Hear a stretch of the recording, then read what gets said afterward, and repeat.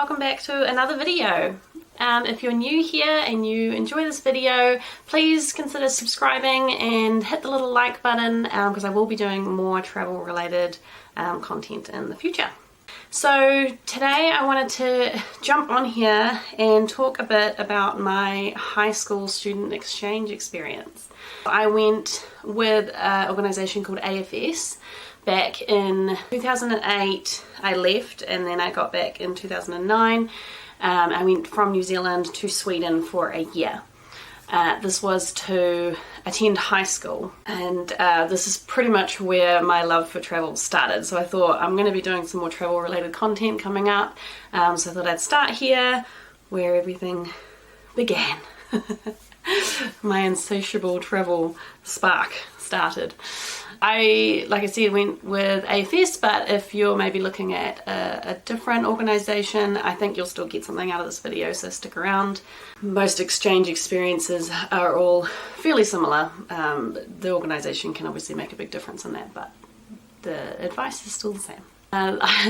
This could be quite a long video. I could talk for hours about this stuff and I might ramble off into some tangents, so I apologise in advance. Feel free to skip forward to the parts that you're looking for if you like, and I'll try to stay on track and keep this at a reasonable length. So like I said, I went to Sweden. I was 17 when I left, so I left partway through my last year of high school here and attended a full year of high school over in Sweden. None of the grades transferred back to home for me, so really my grades didn't matter. It was more just about the experience and learning the culture and the language. So this is a little bit different than some exchanges that you can do, I think, through like university and stuff, where your grades definitely do matter, and that's sort of the point that you're there. So this is just more about the experience, learning Swedish life and the language and making friends. So I'll just go through a few common sort of questions and answer them, and then I'll go into my experience personally, and then sort of what I got out of it and life since my exchange and what difference did it make in my life. So first question, why go on an exchange and what are the benefits? What aren't the benefits? Oh my god. So if you're even considering this or thinking that, you might be brave enough to do it. I mean, it is a pretty scary thing, especially if you haven't done a lot of travel before or been away from your parents for a long time. It's definitely worth it. It's definitely scary, but I guess anything in life worth doing is usually a bit scary at the start. I was definitely humming and hawing about it. I wouldn't say I was a very outgoing person. I was a little bit shy, a little bit introverted, especially around people I don't know. So flying to the other side of the world completely by myself, having to make new friends and everything in a strange country, it's definitely pretty nerve-wracking, but it's definitely worth it. Benefits, I think if you're at a point in your life around that age, I mean, you can go anywhere between about, I think, 15 and 18, where you're trying to figure yourself out and you're trying to gain confidence and just grow as a person, and going and doing something that extreme, I think, made such a huge difference in that for me. I mean, I feel like it completely changed me as a person from who I was when I left to who I was when I got back. So your confidence will grow, your independence will grow, your surety, I think, in yourself that you can do scary or hard things without needing your parents there to help you through it. You can figure it out. You don't need someone holding your hand the whole way through life, I think, which is sort of a really nice thing to have, especially as a young adult, when you have to go out and all of a sudden you're out of high school and you have to go and figure yourself out in the world and get a job and do all these things. And I think this is just a really great way to push you out of your comfort zone and then you get used to it. Obviously, amazing friendships. That is, I think, pretty much every returnee will say from their year or however long they go for. Friendships is just the ultimate thing that you build. Not only with your host family, but and your siblings, if you've got any, but school kids from the school that you're placed in, locals from the country you're in, but also other AFSs from all over the world that are placed in the same country as you, or ones that you come across on your travels. as well as any other people from your country that are going to the same place as you. So I have friends there was 5 of us from New Zealand that went to Sweden at the same time. So obviously we all left on the same plane and everything, and we just clung to each other because, you know, we're all in the same boat. So we're still good friends. Obviously social media helps a lot with keeping in touch. But yeah, there's 2 Kiwi girls that I still catch up with on a regular basis, and it's so great. And then I've got friends from all over the world that went to Sweden at the same time, and we met there, and you just create these bonds, you know, even if you haven't really seen each other that many times throughout your time overseas, you still just create this bond, I think, because you're all fish out of water and in the same situation, and you've got that one main thing in common, you know. Plus you're all pretty open-minded international people, I feel like, so you're there to make friends and understand each other and you know, accepting of everyone. So yeah, it's pretty amazing.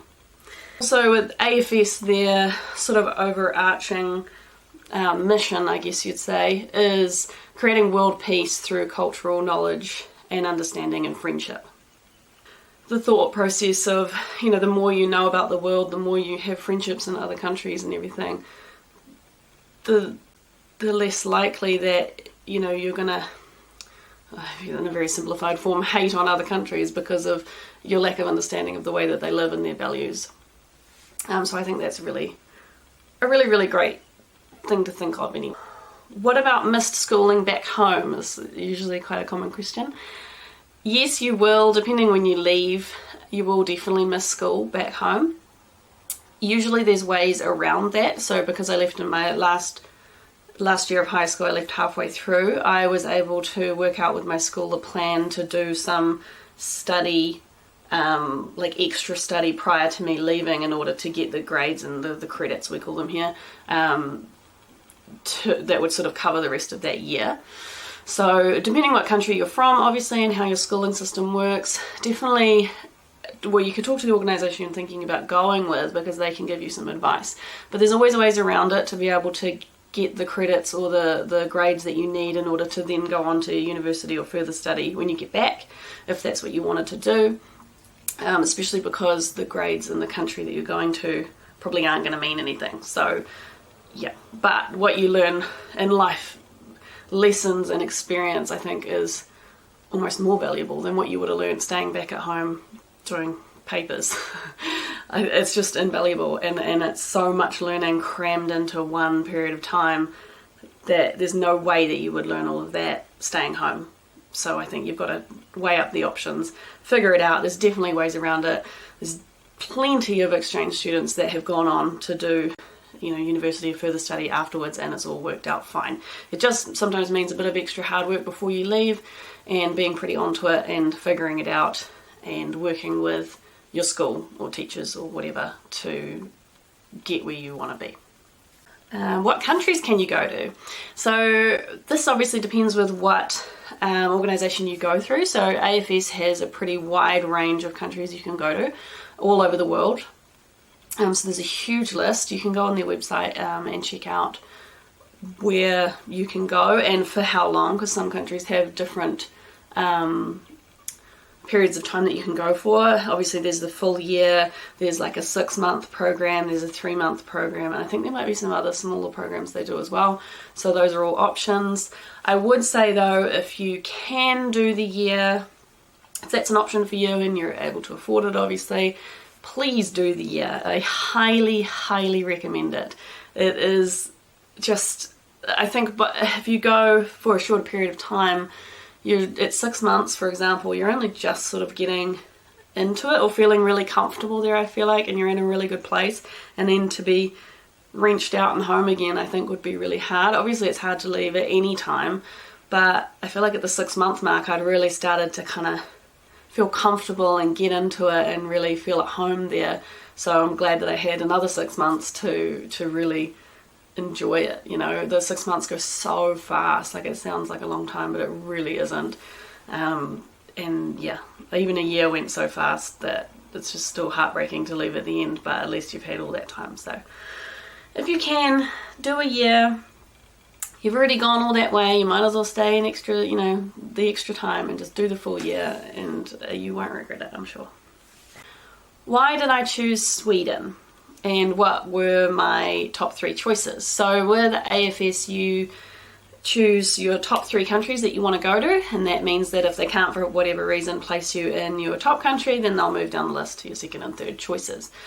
So this was a pretty tough decision, obviously. For some reason at the start I was thinking of the USA first, and then I can't remember exactly what my last 2 choices were at that point. But then someone had kind of convinced me, I think one of the volunteers had sort of said, oh, but, you know, learning a different language would be really, really cool. And I sort of agreed, thinking, well, you know, I feel like the USA isn't that much different to home, especially in the fact that they speak English. So I think I went back to the drawing board, and, I mean, you've got basically the whole world to choose from where I want to go. And I didn't really know that much about most of the countries on the list. So I just remember thinking, right, well, I don't handle the heat well. I sunburn so easy and stuff like that. So I was like, I don't want to go anywhere really hot. So that cut out like most of, you know, South America, probably some of the Asian countries as well. And also with some countries you needed like a reasonable amount of the language already, which I didn't have, so that cut out like I think probably Japan and France, maybe even Italy, a few of those sort of countries, because I didn't really have any kind of language. And I have always thought it would be really cool to go to a really cold country, and maybe even one that snowed, because we don't get snow where I live. So I think that sort of drew me up into, you know, the Nordic countries. Scandinavia was a big one. It's obviously got the European sort of vibe. It's got a different language. I don't think it had any major like language requirements before you left. It sort of ticked all the boxes. So I literally just jumped on Google and Googled the countries and sort of was looking through the pictures and trying to get a vibe for what the country would be like, and somehow I landed on Sweden. Yeah. And that's it. Literally just Googling, picking a country on the map. But I'm so glad I did, because it worked out pretty cool. And so Sweden was my first choice, and then I think I might have had the USA second still, and then the third one was Czech Republic. I had originally chosen Slovakia, but I think one of the returnees said that I think the Czech Republic was in a bit of a better fit at the time. I'm not sure exactly why. And they're quite sort of similar. Again, I just Googled it and they had really cool castles it looked like. So I was like, Czech Republic, sweet. Someone had also told me the language is really, really difficult to learn there. I don't know whether that's true. If anyone's from the Czech Republic, let me know. But yes, anyway. So Sweden was my first choice, and I got it. Which was great. The other good thing, sorry, just back to AFS, the other good thing about AFS is that all of the host families are volunteers. They're not paid to take you, so it usually means that they really want you there. They care about, you know, learning about you. They've gone out of their way to have a student in their home, and, you know, they feed you and house you and look after you for your whole time there. So I think that's really cool. There definitely must be other organisations that also do the same thing. So just have a look at that when you're looking and considering different programs. Right, so I'm going to go into a bit about my experience now. I'll try not to blur on too much, but like I said, stick around, please. I'd love for you, I hope that you get something out of it, but feel free to skip ahead if you wanted to you know, not listen to me ramble. So I was placed in Stockholm, which is the capital city of Sweden, with a lovely host family there. I luckily didn't have to wait too long, I don't think, to get my host family. Once you submit your applications and everything, you just have to kind of wait for someone to pick you. And some students do have to wait until quite soon before they leave. And I do feel sorry for them, because it must be quite stressful, just waiting. It's just a waiting game. I can't remember exactly how long I waited, but I remember thinking it wasn't that long. So back then, this was 2008, remember? So things were a little bit different technology-wise. Mostly we were emailing. There wasn't really a lot of like the video chat and stuff happening at that time. So I got sent through like an information pack about my family, and it had some pictures of like the house and the family and their names and all of that, which was really cool. And then I remember I did go and Google Street View my house at the time, and I just thought the street looked so cute. It was like down a little lane, and it had all like hedges down the sides, and yeah, I don't know, it was really quaint. And yeah, so I had obviously a mum and a dad, and then I had 2 sisters and a host brother, but he was on an exchange in the US at the time, so I was sort of replacing his slot in the house while he was away. So I never actually got to meet him in person, but the 2 sisters were at home.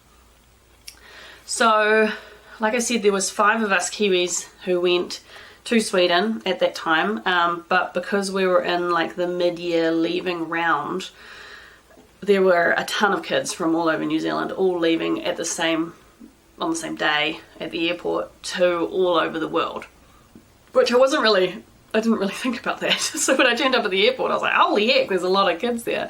I think at the moment with COVID, you know, obviously the numbers have dropped quite a bit, but they're ramping back up again, so that's good.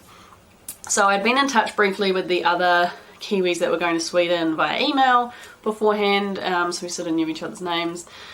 And then we met at the airport, and there were all these other kids, and it was just manic. So most of us jumped on a plane to Singapore.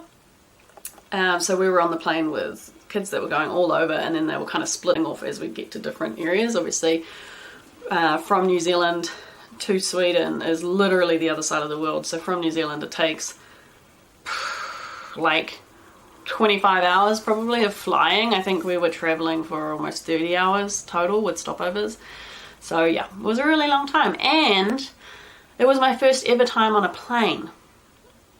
Yeah, so what was I thinking? My first ever time on a plane, I decided to leave everyone I knew and fly to the other side of the world by myself. Well, there's other kids there, but like by myself. And what a way to introduce you to flying, by doing just 2 long haul flights and then another flight straight after, all in one. It was pretty intense. Yeah. So anyway, so we had a really good flight to Singapore. Singapore Airlines is, I love them so much. They're so lovely. And you're so excited that, like, even though it's like a 10-hour flight, I couldn't sleep because I was just buzzing. And we had a big layover in Singapore. We're all sort of hanging out there, and it was cool because we got to know other people. Like I met some girls that were going to Finland, which I'm still friends with on Facebook, even though we've only like met like at the airport for a few hours, but we still, you know, follow each other's lives. So yes, flew to Singapore, then we flew to Frankfurt. By then I was over it. I'd had enough of flying, and then we had to fly up to Stockholm to get to Sweden, obviously. So, and by then it was just us 5 that were heading up there. And yeah, I was just destroyed with jet lag and tiredness. But that's okay. It was worth it in the end. So AFS volunteers will pick you up at the airport, so you're all, you know, looked after, because you obviously all disorientated in a new country and you don't know what the hell you're doing. They'll pick you up, and then we went straight to like a welcome camp. I don't know whether every country does this the same, but that's what Sweden did. We went straight to a camp where I think it must have been just for the weekend or like a couple of days. All the kids arrived there, obviously from different countries, all arriving at different times, so they kind of just plopped us all there. And then they do a couple of days worth of like orientations and teaching you a little bit about Sweden and what to expect with your year, and some fun little group games that everyone hates, but we do them anyway. And then looking back, it was actually so much fun. That's fine. You just get amongst it. But I remember us 5 just, I think us and the Thai kids had pretty much travelled the furthest out of everyone, I think. And we were just destroyed. So I think we were some of the first ones to get there. And I remember just like with a shower and then went to bed, and then I accidentally slept like the whole afternoon and evening away. We even missed dinner because we were just passed out. Exhausted, but it was an excellent sleep. So we only sort of met everyone the next morning when we woke up. I think they didn't even really know that we were there because we were passed out for that long. But Yeah, anyway, that's all good. So then your host family picks you up from there on the last day, and yeah, you go off to your home. My home actually wasn't that far from the camp at all. I was based in Hässelby in Stockholm, in a really lovely little street. So yeah, it's like suburban sort of Stockholm, so you can go and catch, you know, there's buses and trains that can take you into the city, and I think it was about 40 minutes at that time to get into the city, which isn't that bad in the scheme of things. So yeah, I was pretty lucky to get the city life compared to where I live at the moment, or you know, where I was at the time. I came from a small town, so having the city life was different for me, and it was actually quite cool just experiencing that. But we were still, you know, in the suburbs, you still get a little bit of that kind of, not like inner city living, but out in the suburbs, which was nice. I feel like the whole first, I don't know, couple of months probably is a bit of a blur, because, I mean, one, you're jet lagged, two, you're just trying to figure out where the heck you are and what you're doing, and I was a bit homesick. I feel like it was a bit of a, like especially the first few days, it was a bit of a shock, like, oh my god, what have I done? I'm feeling really, you know, I was so tired. It just kind of hit me, and I was crying a lot for like the first couple of days. Not because I really wanted to go home, but just the shock of this reality of what I was doing, and oh my god, I'm going to be here for a year, and yeah, can I do this? But I knew, I was like, one, I do not want to do that flight again anytime soon, so I'm staying here no matter what. Even if they offered me a flight back home, I would not take it, because I did not want to do that that amount of travel again. That destroyed me. And two, it wasn't easy for my parents to send me, because it is a lot of money, and we worked really, really hard to get me over there, so I knew they would not let me come home even if I said I wanted to, because it had taken so much to get me here. So yeah, I was staying, and it was kind of nice that was, you knew that was it, so it just forced you to be like, right, I'm here, let's deal with it, let's make the most of this, I can do this, kind of thing, you know. And I definitely encourage you to, if you do go on one, keep that in mind, because it is going to be a little bit rough. Obviously everyone had it differently with the homesickness and that, but you'll definitely get through it. You'll get through it, for sure. And then once you've made friends and you're feeling happy, you know, you'll just be completely absorbed in your life, in your country, and you won't want to go home. You'll be dreading the day you have to go home.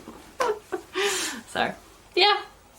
The high schools in Sweden are actually sort of themed almost, or based around what you want to do with your life going forward.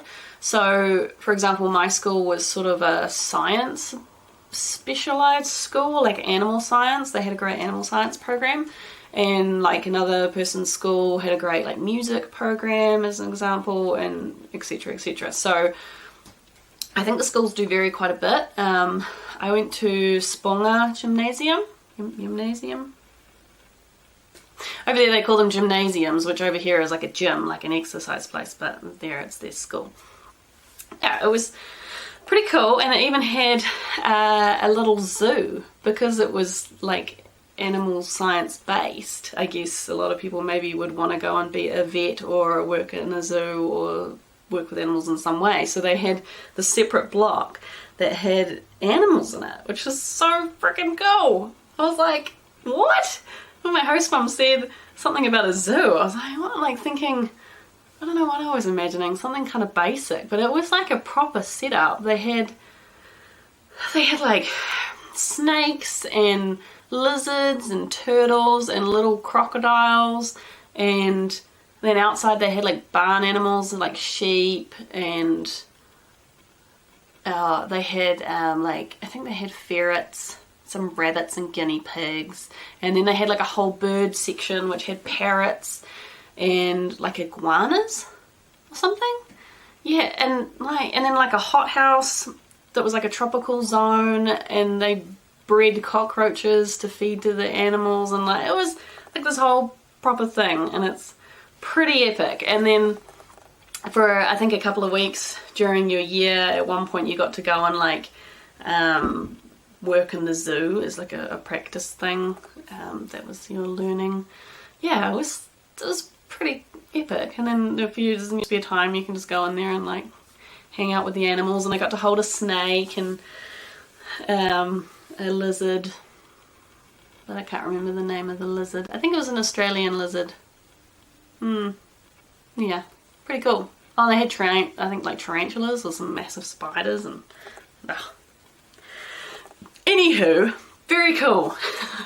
Yeah, so my school was really great. I remember first impressions was I thought that it looked like an American high school or something that I'd seen in the movies. Like it was all multi-leveled, all inside one, you know, the big buildings. Like here in New Zealand, our schools are normally like outside based, so you've got to walk outside to get to the different classrooms, and they're all single level, a lot more basic looking, whereas this is like a proper big, I think it might have had 3 stories, like a brick building. Everything was inside. I mean, obviously, you know, it made sense in winter because it's so freaking cold outside that you want to be inside. You don't want to be walking between classrooms when it's, you know, -7 outside. So that makes sense. Yeah. I thought it was really, really cool. And then they had like a full-on cafeteria where I think the food must have been was included in your, I don't know whether they even have school fees, but it was included. So you just go down there and they have like 2 or 3 options for lunch, like hot food, and they had a salad bar, and they had milk on tap because it's Sweden, you know. I drank so much milk, but it was good. Like, the milk is good. I don't know what they do to their milk over there, but it is like addicting. I swear it has something in it that's addicting. I mean, from New Zealand we have pretty good milk, I thought, but their milk's better. Yeah. Yeah. Anyway, enough about the milk. They had a great lunchroom, which again, we don't, well, I mean, maybe some schools do, but the schools I came from didn't have that. And yeah, it was a whole new experience for me. So on my first day, I was freaking out a little bit. My host mum actually worked at the school, so she, I think, drove me to school the first day, but she was in like the littler kids end, so I didn't really get to see her much during the day. But she dropped me off at school, and I think she must have someone took me up to my classroom, and I was so freaking out because I was like, where am I going to know how to, like, where do I sit? Who do I sit with? It's going to be really awkward. Are they going to make me get up in front of the class and introduce myself? And, you know, all those things. And I was standing outside the classroom just sort of awkwardly in the corner waiting, and there were some other kids around, and I thought, oh, they must be in my class too. And I was just sort of waiting, and then this girl came up to me and said something in Swedish to me, and I sort of freaked out. I can't remember what I said. I think I might have said Engelska. Like trying to say English, like, what do I do? And then she was like, oh, you're the one from New Zealand. I've obviously told the class that I was coming or something. So that was really good. And then she took me over to her little group of friends and introduced me, and they took me under their wing, and they were my friends for the rest of the year, which was epic. Thank you so much. It just took all that stress away of who am I going to sit with. I need a friend to cling to, and they looked after me, and I sat with them at lunch, and it made everything so much easier. So I mean, that's the ultimate, really, I think, isn't it, of experiences. I know a lot of other people had to work harder to try to make friends, so I probably had it pretty easy, but I think people are generally pretty excited to meet you. They know that you're from a different country. They're looking forward to finding out more about you, so, you know, just cling on to whoever you can and hopefully make some friends.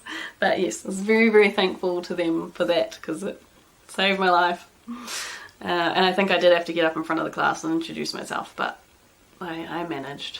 Very nervously, I managed. And the rest of the year, you just carry on through life and go to school like everyone else does. Obviously, you're not going to probably understand anything that they're saying.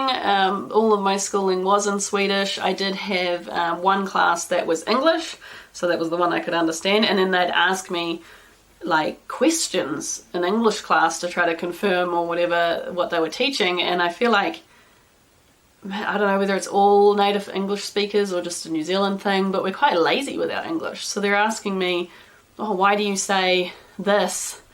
Or, you know, the XYZ, you know, why do you do it this way? And I'm like, I don't know, because it just sounds right. I don't know what the rules of English are, you just say it.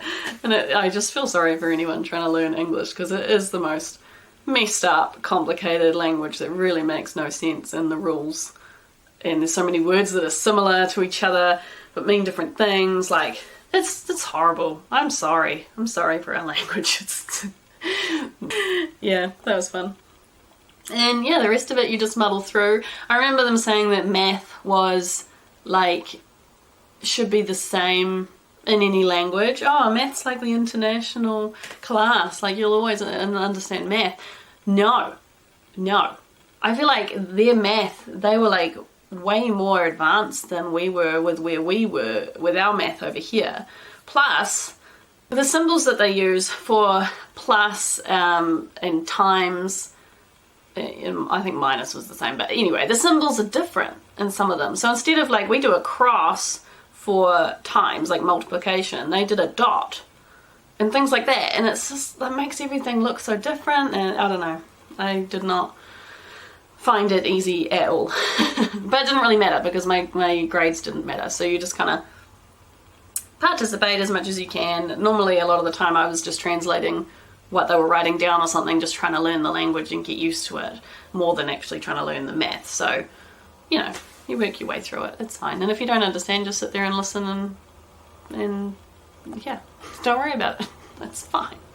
I remember back in those days, actually, I had a tiny little, like, English to Swedish dictionary thing that I'd carry everywhere, and I'd use that to translate everything.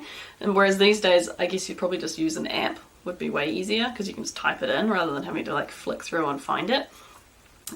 Yeah, smartphones weren't quite there yet to being able to use the internet that easily on them and do apps and stuff. So I had my little book, old school. Anyway, yeah, carry on through the year, and you know, we went on trips with my host family. We went snowboarding, or they went skiing. We went snowboarding in the mountains for a week. That was an experience. I still can't snowboard, so it didn't do me much good. Yeah, and made friends throughout the year. Obviously, with being based in Stockholm, there were quite a few other students that were also based in Stockholm from all over the world, AFS ones. So we would meet up and have fika or coffee or a little meal in the city quite often, and I made some really, really good friends through that.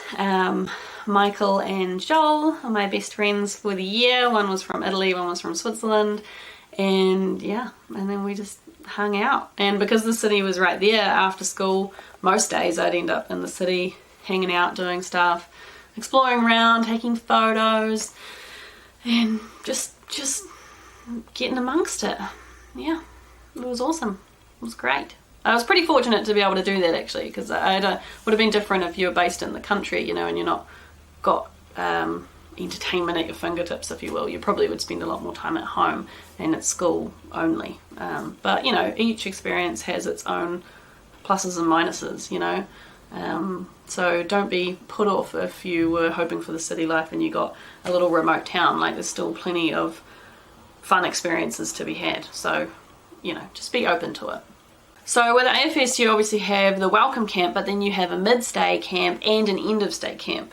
So that was really cool too, because halfway through the year, we all of us students that had been at the welcome camp from all over, they got based all over Sweden, came back together at a mid-stay camp, which was really cool too, to see who had kind of become friends over the years. Obviously a few of us in Stockholm had, and some others had, and I feel like people had come out of their shells a little bit more. And yeah, and we did more games and more silly things all together at this mid-stay camp, and that was really cool too. Just to be together with other students that are in the same situation as you, and you really do have so much fun and bond so strongly, just purely because you're all in this same boat, you know. It doesn't really matter what country they're from, like you all have something that you can add to the friendship. So yeah, this is pretty awesome when you think about it. And then the end of stay camp is exactly the same. You all meet back together, goodbye to your host families and go to this camp, and then you all head off to the airport from there. So that can be a bit of a sad one, you know, like a bittersweet ending. Everyone's a bit excited to be going home, but also absolutely not wanting to leave. So it's definitely mixed emotions, but it's really nice to come together at the end again and just kind of sum up your year. Like I said, I don't know whether every country does this. I think they all have something similar anyway, so you should still have some kind of gatherings. Yeah. During your year, you might also get to travel around the country that you're in. I did get to travel to a few different places in Sweden, but I didn't travel outside of Sweden. You can, but I think you have to get, you know, obviously the permission of AFS to let them know and all that, and your parents have to approve it, so they know where you are at all times. But if you go on like little trips with your host family, that's cool. Like we went to Åre for skiing. They had a summer house in Nora, which was really, really cute, by a lake. It's quite common actually, I think, in Sweden for people to have summer houses, which was really, really sweet. And it's in the forest, like this old wooden house, and yeah, so cute. Oh my god. And I think we went over to Göteborg for a little bit to visit some friends of theirs over there. So I got a little bit, you know, to visit a few places. Oh, and down to Skåne as well. They had family down there. So yeah, I got to travel around a little bit.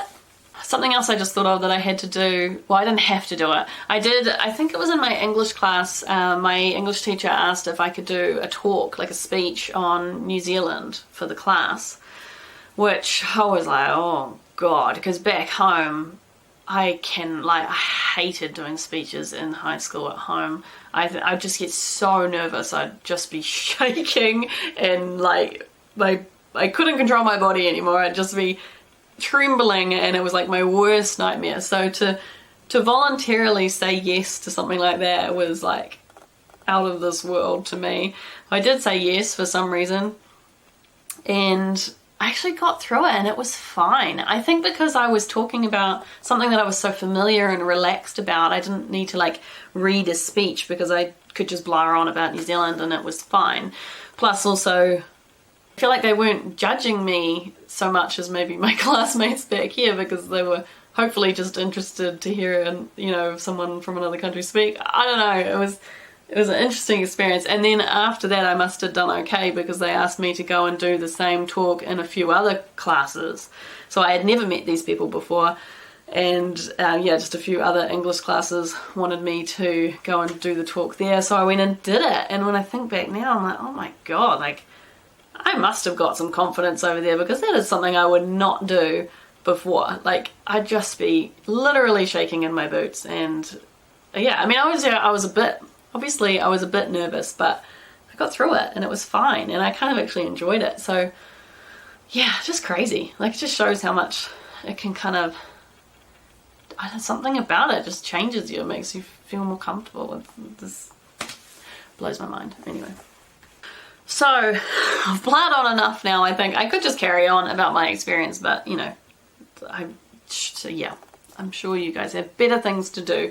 So if you have any questions or anything about my experience in particular, I'm happy to answer anything. So just let me know in the comments below if I can elaborate on anything, and I can even do another video or something.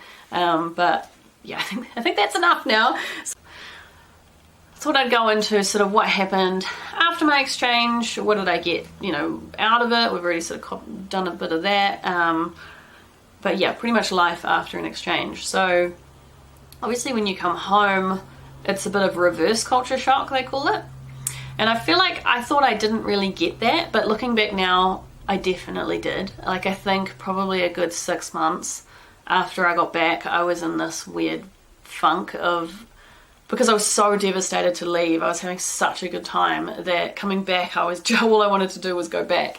So my whole mission was just get me back there. I need to save some money and get me back there. And also just trying to mold back into family life back home. Obviously it's different to what you've just experienced over there, and if you really enjoyed that, then coming back home can be hard, and just trying to mold back into finding a place back home. You know, obviously things had changed. It was a weird time, but I got through it. I didn't know what I wanted to do, like university wise, and I didn't want to get a student loan for something that I wasn't 100% sure I wanted to do. So I chose not to go to university straight away. I went and got a job instead to save up some money, because all I wanted to do was go back, and I thought about maybe doing like a working gap year or something overseas. So that was sort of my mission at the time. Yeah, which then I ended up working pretty much since then. I just worked, and things changed over the years, but basically it allowed me to go ahead and do the things that I wanted to do.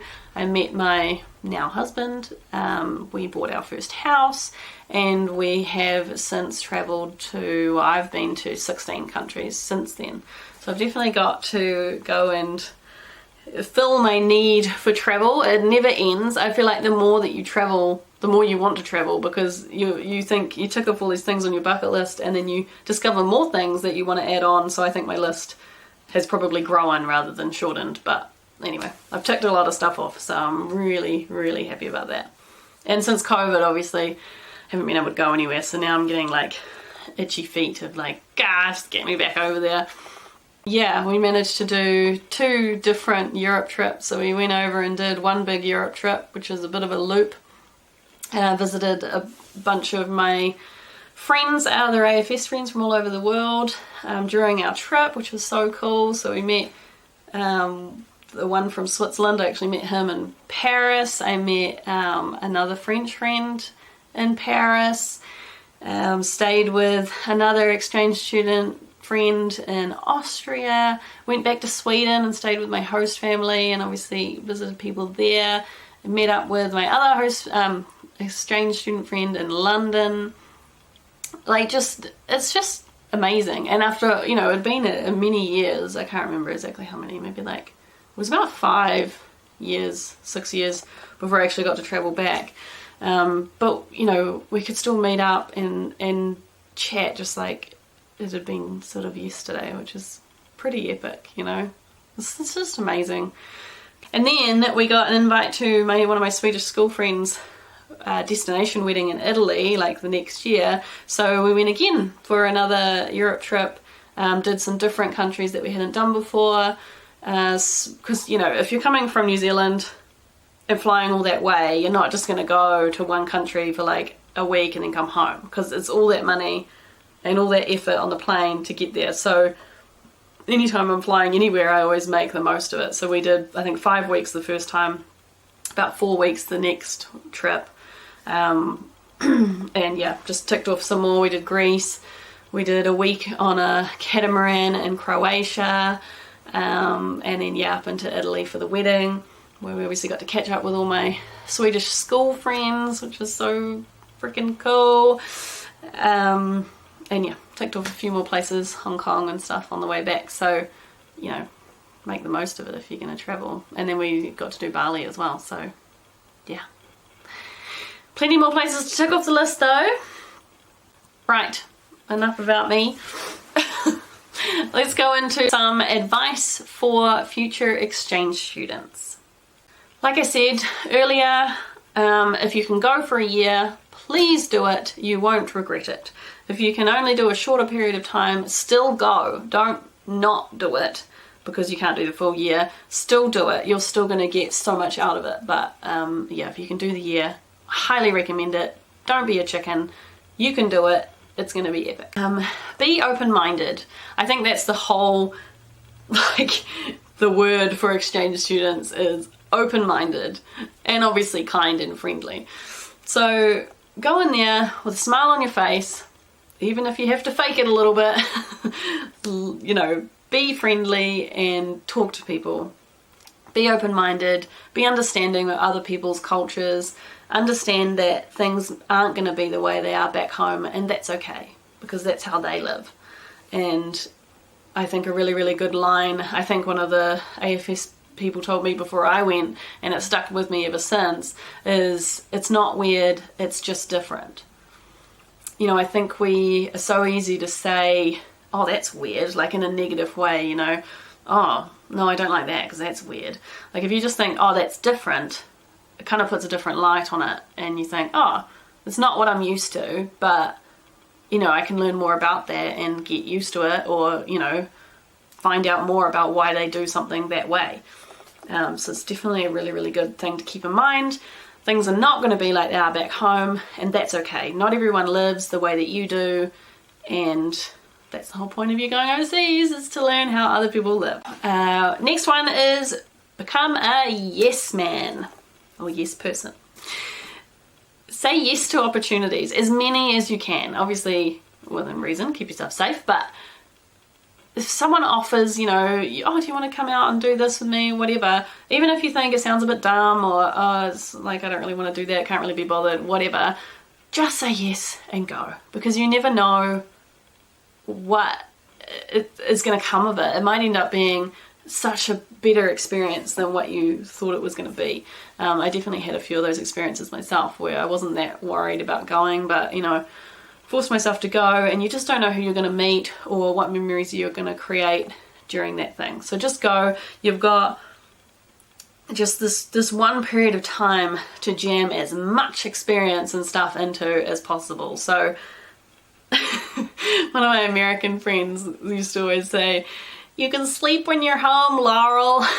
Like, that was a terrible accent, I'm sorry, but it's so true. Like, you can literally sleep when you're home.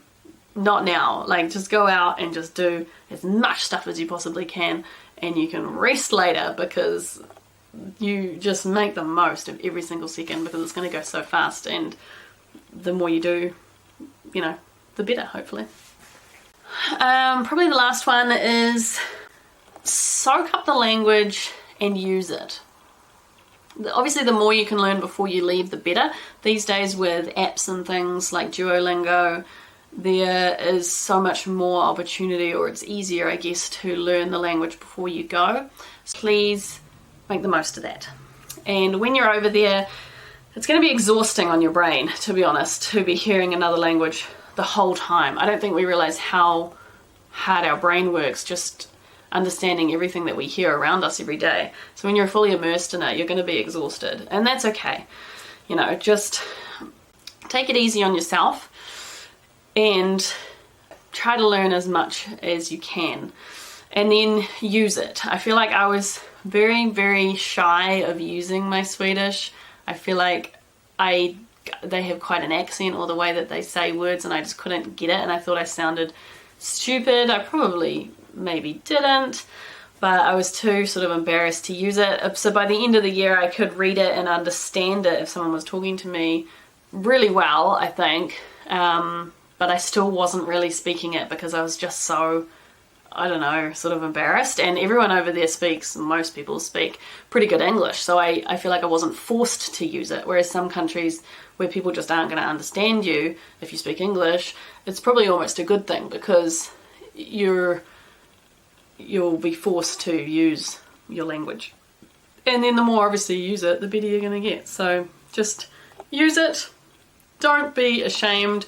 Practice with someone that you trust, maybe, if you are a bit embarrassed, maybe a good friend or your host family or whoever. Use it with them, and they can correct you and things, and then when you go out into the big world and use it, you won't be as scared. Yeah, so I think I'm going to leave it there, because I've rambled on long enough. Thank you if you're still here and you've made it through all of that. Well done. I hope you enjoyed it and you got something out of it, and hopefully I've encouraged you to go and do an exchange, or at least look into it.